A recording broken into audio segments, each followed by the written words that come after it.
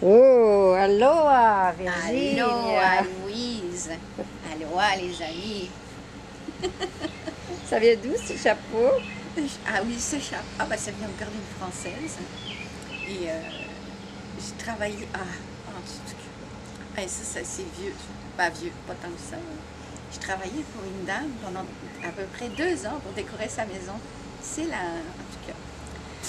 Et puis, oui, je dis souvent ça, comme ça je rentre pas dans les méchancetés. Je dis en tout cas, comme ça c'est passé. Puis ça, c'est un sous-titre que tu connais. Alors cette dame-là, j'ai fait son décor de maison de A à Z pendant à peu près 1 an. C'était évolutif son goût et puis ses besoins, alors ça a pris 1 an. Et puis au bout d'1 an, elle a décidé de se lancer en politique. Et puis évidemment, c'était pas dans le mouvement politique que j'aimais, mais bref, je l'ai quand même aidé à décorer son endroit où elle allait faire de la politique et c'était sur Laurier. Sur Laurier, une petite française qui vend ça. C'est du raffia qui vient de... Oh, les îles, je sais plus quoi, là, Bab el Oued, là, en tout cas, c'est du raffia. C'est même pas de la paille, c'est du raffia. Je trouvais ça superbe. Je dis, je le mettrai jamais. Puis en fait, je l'ai tout le temps mis. Puis je le mets tout le temps. Puis je l'emmène partout. Et puis je mets des lunettes, comme ça personne ne me voit. Puis je suis pas gênée de le mettre, mais je suis contente de le mettre. Puis je trouve ça très joli. Je trouve ça vraiment, on dirait un tissu. Oui, On dirait une étole, on dirait un... la couleur. Oui, un superbe déguisement. J'aime ça. Je me souviens, l'année dernière, je faisais une vente de garage ici.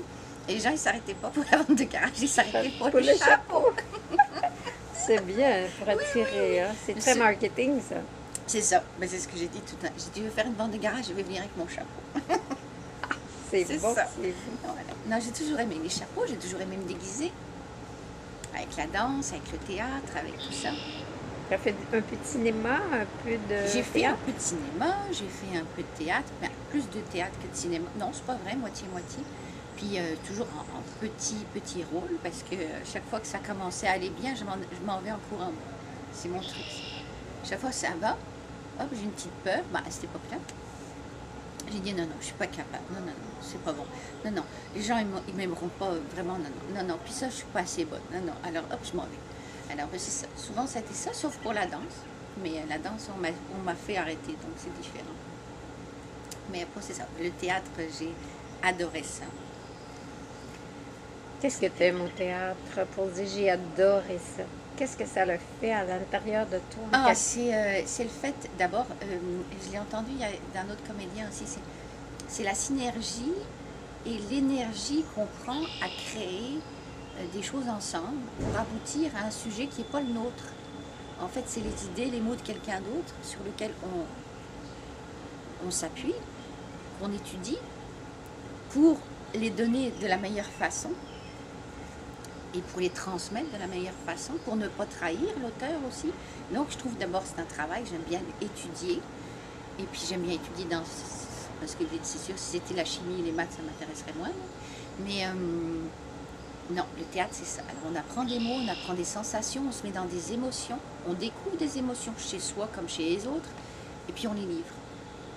Mais comme c'est pas nous, on peut se permettre, un peu comme le chapeau. C'est pas moi là, c'est un chapeau, donc je peux me déguiser. Alors, quand on est déguisé, on ressent des choses différentes Oui, que... oui, certain. La preuve, c'est que quand on a des très très belles chaussures, on marche pas de la même façon. Ah, vraiment? Ah, j'en suis sûre. C'est comme un très mauvais vin dans un bon verre, il va être meilleur. Puis un très très bon vin dans un verre de plastique, c'est dégueu. Bah, moi, c'est ce que je pense. Bon, chacun son truc. Moi, je trouve qu'au goût, ça change tout. Alors, il y a tout Oui, je un pense qu'il y a... scénario autour de tout ce que tu fais. Oui, tout, tout, tout. Moi, je veux dire, un plat de pâtes, même sans beurre, avec une bougie, je trouve ça délicieux. Un plat de pâtes avec une super sauce, quand tu es mal accompagné dans une assiette en carton, just too bad, c'est dégueu. Excellent. On apprend des choses. Ben, je trouve que oui, il y a une façon de faire les choses qui font que, comme il y a une façon de les dire aussi, ça amène, ça adoucit, ça apaise, ça guérit, ou ça attaque et ça meurtrit. Le mot tue, je suis sûre de ça. Ah, définitivement. Oui, je sais. Le mot mal dit tue. Il tue une enfance, il tue une adolescence, il tue une vieillesse. J'ai vu un film absolument ravissant qu'il faut voir absolument, c'est Le Goût des gens. Et dans justement la puissance du mot, ou les allégories aussi du mot dans ce film-là. Si on sait les écouter aussi, les voir, c'est fabuleux. Et justement, c'est pas une question d'âge. Cette dame-là, on lui dit des choses trop tard dans sa vie. Et ça y est, c'est le déclencheur pour qu'elle meure. Parce que c'est aller trop loin dans ce qui n'a pas été dit, pas été fait, pas été guéri. Et c'est trop fort. En tout cas, c'est ce qu'ils pensent. Mais en fait, elle se laisse mourir quand elle a le choix de vouloir partir. Mais de l'extérieur, c'est ça qu'on croit. Et c'est peut-être ça aussi. Mais c'est sûr que le mot bouscule. Le mot peut aider, le mot peut élever, le mot peut soutenir, le mot peut faire naître, mais il peut tuer. Certainement. Donc, tout est dans la façon de, oui. Mais pas que de dire, c'est de faire, de présenter, de tout. Oui. Je pense, mais bon. C'est une belle sagesse finalement quand on comprend ça et puis on l'applique dans sa vie. Sauf quand on est un petit peu trop... Égotique. Ou, tu sais, quand on est trop naturel, parce qu'il y a des fois des mots qui sortent tout seuls.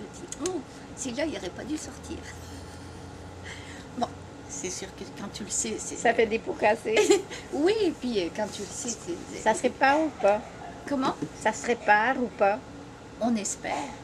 On espère quand malheureusement un mot est mal sorti ou mal dit, on espère de pouvoir... que ce mot-là n'a pas été entendu ou écouté une fois de plus. Là, j'aime bien la différence, là, mais c'est ça. C'est là-dessus qu'il faut faire attention. Comment on dit les choses. Et une fois de plus, c'est la même chose. Prendre le temps de regarder ce qu'on a à dire. Prendre le temps de savoir si on a quelque chose à dire. Est-ce que tu as quelque chose à dire? Moi, j'ai des choses à dire, oui, sur la façon de faire les choses. Je trouve qu'il y a beaucoup de gens qui font du mal inutilement. Ça, c'est sûr. Mais ça me fait pas rire. Alors, c'est sûr que c'est un sujet que j'essaye toujours de dédramatiser avec les choses de tous les jours. C'est peut-être ça mon but dans les conversations qu'on va avoir au fur et à mesure de nos entretiens. Là. Ça sera donc dédramatiser, mais réaliser ce qu'on fait, ce qu'on dit et la manière dont on le dit. Oui, Ouais. Tout en riant, parce que tout n'est qu'illusion quand même.